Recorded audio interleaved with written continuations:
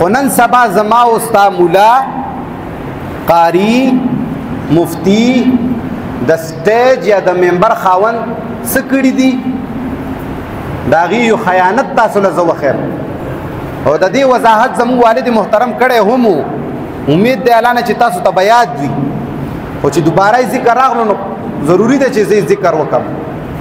کني هغه ډېر ښکلې طریقې سره سمجاو کړې وه دا مسله نو دې ځای کې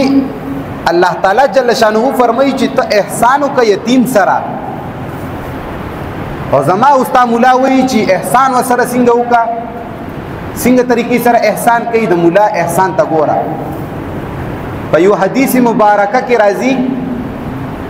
چې رسول الله صلی الله علیه وسلم فرمایي چې لا يرث ابن الابن مع الابن اول بدل زه د خپل د دې امت د ټیکدارانو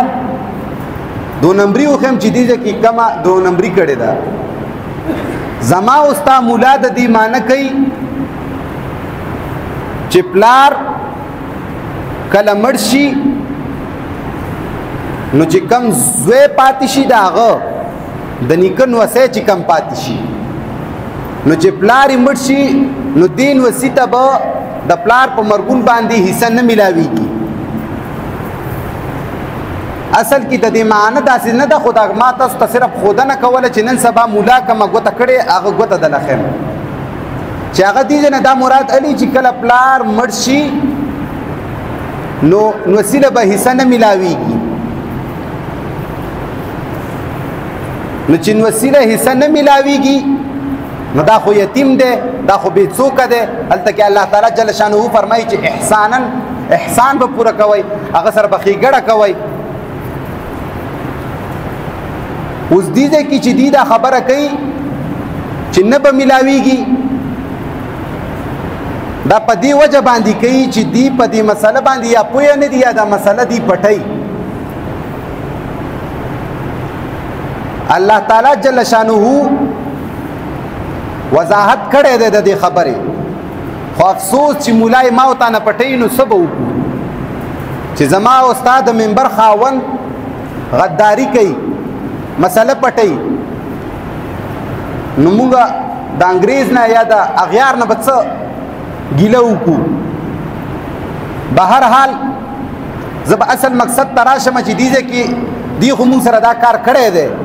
چې یتامه نه دا مراد اخیستی دی چې بس صرف مور پلار یې مړ شي بس دا یتیم شولو او دې ته به په میراث کې حصه نه میلاویږي هله چې کله د پلار په ژوندون باندې دا پلار یې وفات شي او دا ژوندی پاتې شي نو دله به د نیکه په میراث کې حصه نه میلاویږي ولې دې دا وایي چې په قرآن کې د نوسي ذکر نشته دی نو مولا صاحبه چې ته دا خبره کې چې په قرآن کې د ابن نه د نوسي ذکر نشته دی نو بیا به زه یو اعتراض وکم بیا د هغې اعتراض جواب هم راکا چې قرآن کې د نوسي ذکر نشته دی نو بیا به زه دا یو اعتراض وکم چې د نوسي چې کومه ښځه یي هغې سره د نکاح جایز دی ولې جایز دی چې کوم ځای کې الله تعالی رشتې حرامي کړي نو هغې ځای کې د نوسي ذکر نشته دی چې د نوسي ښځه نیکه ته حرامه ده دا اعتراض زه د پوهې په طور دا نه کومه چې که چرې ته دا خبره کې چې نوسۍ ذکر نشته دی په میراث کې نو بیا زما دا اعتراض دی چې دا هم نشته دی چې د نوسي ښځه به نیکه ته نه نکاح کېږي او دا به په قرآن کې تا ته یو ملا هم ونه ښایي چې د نوسي ښځه نیکه ته نه نکاح کېږي جواب که درکوي څه جواب به درکوي نو جواب به مولا تعالی دا درکوي تعالی به وایي چې هلته خو قرآن کې الله تعالی ویلي دي چې وحلائل ابنائکم هلته نه په نکاح کې دي قیاس کوي چې زامن چې کوم دي د هغې ښځې نیکونو ته حرامي دي جایز نه دي او نکاح کې بیا قیاس کوي چې دا د نوسو ښځې هم نه دي جایزي ځکه چې دې ځای کې دا ابن ذکر راغلی نو د ابن لاندې نوسې آلریډي راځي نو د نکاح په موقع چې ته کله تپوس کوې نو د هغې به دا جواب درکوي چې په ابن په ضمن کې نوسې راځي خو چې کله دې ځای کې د میراث مسله راشي نو ملا وایي چې لا یرث ابن الابن مع الابن پلار چې کله وفات شي نو وسیله به حصه نه میلاویږي ولې به نه میلاویږي ځکه چې په قرآن کې د نوسي ذکر نشته قرآن کې صرف د زوی ذکر دی او زوی چې وفات شول نو بس د پلار حصه ختم نه د نوسي حصه ختم نو تعجب په دې خبره باندې چې نکاح کې ته هلته قیاس کې چې د ابن په ضمن کې د زوی په ضمن کې نوسۍ راځي خو چې د میراث خبره شي کله ستا د دکاندارۍ خبره شي کله ستا د خیر خبره شي هغې ځای کې بیا نوسۍ د ابن په ضمن کې نه راځي میراث نه بیا نوسۍ وباسي امید دی الله نه چې په دې مسله به پوه شوي وای چې په نکاح کې زوی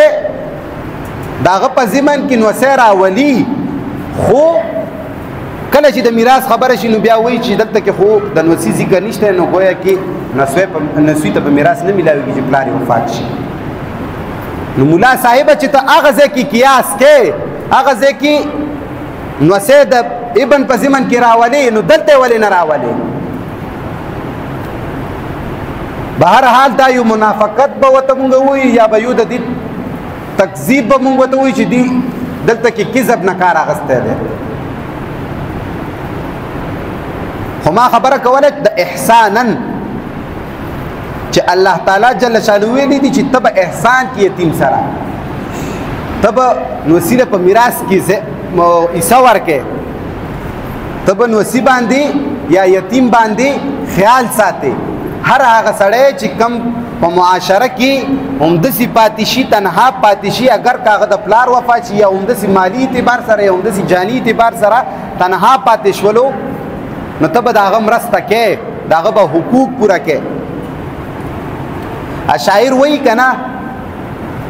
چې دستار کے ہر تار کے تحقیق ہے لازم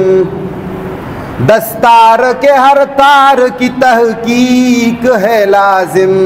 ہر صاحب دستار معزز نہیں ہوتا اے مسلمانہ تجی کلا ہم مان کے نو افسوس پتا باندې چې ته په دې باندې په خپله غور فکر نه کې زما استاد مولا دا سوچ جوړ کړی دی چې په قرآن کې عقل نه چلیږي په قرآن باندې به غور اور فکر نه کې بس چې څه هم زمونږ اباو اجدادو لیکلي دي بس چې څه هم مونږ ته د خپلو اکابرو نه راغلي دي بس دا دین دی دینا اضافي به تاسو پکې تحقیق نه کوئ دینا اضافی ہو پکی تاسو گوتے نوا ہے افسوس مولا تا قرآن اعلان کئی افلا یتدبرون القرآن اے مسلمانہ تو پا قرآن باندے تدبر ولی نکے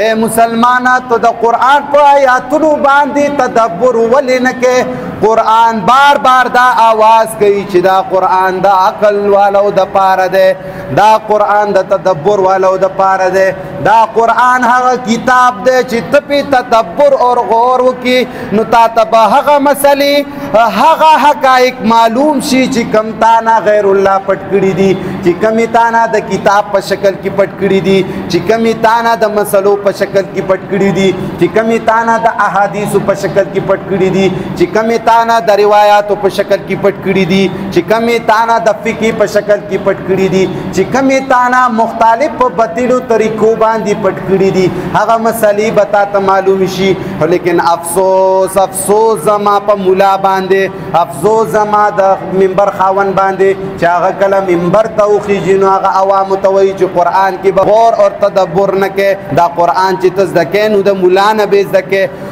افسوس په دې باندې چې ما داسې مليانو هم لیدلی دي چې هغې باقاعده سریان په منبر باندې تی تپوس وشي چې مولا همې ته د قرآن ترجمه کول څنګه دي همې ته په قرآن باندې تدبر کول څنګه دي د دې غټو غټو تنظیمونو والا د دې غټو غټو جماعتونو والا غټ غټ مستند علما په والله چې دا جواب ورکوي چې امیله په قرآن باندې غور او تدبر نه دي کول پکار امیله په قرآن باندې ځان نه دي پویول پکار او که ځان پې پویوي نو مولا له دې راشي مولا نه دې ځان پوی کي پخپله چې دا کله په قرآن باندې تدبر کوي نو دا به ګمراه شي افسوس صد افسوس چې قرآن وایي چې ته کله ما باندې ځان پوی کې الله تعالی وایي چې ته کله زما په کتاب باندې ځان پوی کې رسول الله صلی الله علیه وسلم چې کله خلق په دې قرآن باندې پوی کړو نو هغې ته الله هدایت وکړو رهنمایي وکړله خو زما او ستا مولا څه وایي که چرې عامي دې ته پخپله کېناستو نو ګمراه به یې کي ګمراه داسې ده او که نه ده تاسو کتلی دي او کنه چې زموږ او تاسو مولیان باقاعده دا خبره کوي چې که مولا یا امي سړي په دې باندې خپله غور او تدبر شروع کړو نو دا به ګمراه شي قرآن خو هغه کتاب دی چې صحابه او چا نه ابوبکر صدیق جوړ کو چا نه عثمان غني جوړ کو چا نه څه جوړ کو چا نه څه جوړ کو چا چې دفاع کړې ده د پیغمبر په ژوندون هغې ته رضی الله عنه تی جوړ کړه او ته ټپوسه چې ته ناستې په منبر باندې تا نه شیخ الحدیث عرب العجم فلان فلان فلان تا نه هغه جوړ کړلو او دې قرآن ته چې امي سړی کینی هغه ګمراه کیږي ولې دا ستا په وینا باندې چې ته وایې چې قرآن ته چې خپله سړی کینی امي سړی پې ځان پوهوي نو ګمراه کیږي نو خو ستا خو دا ګوته ده چې ته دې ځای کې د میراث په مسله کې یو شانتې خبره کوې همغه خبره چې کله ضرورت راشي د نکاح په مسله کې بل شانتې خبره کوې نو چې ته دغه شانتې ګوتې کوې نو چې دا مسلمان یا دا امي قرآن ته پخپله کینی ته دا خبرې کوی شي ته دا دو نمبرې کوی شي ستا په زړه کې د غیر الله مینه پرته ده ستا زده کړه د غیر الله د کتابونو نه ده ته چې دا نن مسله حقه نه کوې ته په دې مسلو ښه پوهېږې چې په نکاح کې یو شانتې خبره ده په میراث کې بل شانتې خبره ولې ده خو چې دا ته غلی دا ستا کتابونو لیکلي دي دا ستا اکابرو لیکلي دي دا ستا په مدرسو کې پړاوي دا ستا مولا وی دا ستا شیخ وی دا ستا قاری وی دا ستا د منبر خاوند وی په والله چې دی نه ویلې ستا په اکابرو کتابونو کې دا نه وی موجود ستا هر جماعت نه په دې ځای کې دا اعلان راتلی چې دا مسله داسې نه ده داسې ده ته چې د نکاح په مسلې کې د ابن په ضمن کې نصیر راولې نو ته به آلریډي د میراث په حکم کې هم دغه شانتې کې خو افسوس چې زما او ستا مولا مونږ سره څه کړي دي او ما او تا امي ته نه یو خبر صرف په دې وجه ته نه یو خبر دا نه ده چې مونږ د ګیاګانې خورو رزق نه خورو ته هم رزق خورې هغه هم رزق خوري ته هم دوه خپې لاسونه لري هغه هم دوه خپې او لاسونه لري خو کمې دا ده چې تا ځان ته په حقیر نظر باندې کتلي په سپک نظر کتلي چې زه امي یم قرآن ته نه نږدې کېږم ګمراه کېږم په قرآن زه نه پوهېږم خو هغه ټپوس ناست و چې کم خوا دې روانوي او کم خوا دې بوځي بس بوځي دي نو ما چې دا شعر ویل دا مې د دې وجې نه وویلی چې په هر څه باندې تحقیق کول پکار دي مونږ سره داسې ګوتې شوي دي مونږ سره داسې تکذیب او کذب شوی دی د مولا په شکل کې د قاری په شکل کې د کتاب په شکل کې د روایت په شکل کې هغه احادیثو په شکل کې چې کم پیغمبر ته منسوب کیږي او د قرآن خلاف دي دا صرف د دې وجې نه چې ما او تا ځان غافله کړی دی ما او تا ځان بری کړی دی چې د قرآن د مولا کتاب دی هغه به بیانوي چې څه مسله راځي مولا له به ورځم بهرحال خبر هم کوله د یتیم متعلق چې یتیم هر هغه سړي ته وایي چې کم په معاشره کې تنها پاتې شي بې څوکه پاتې شي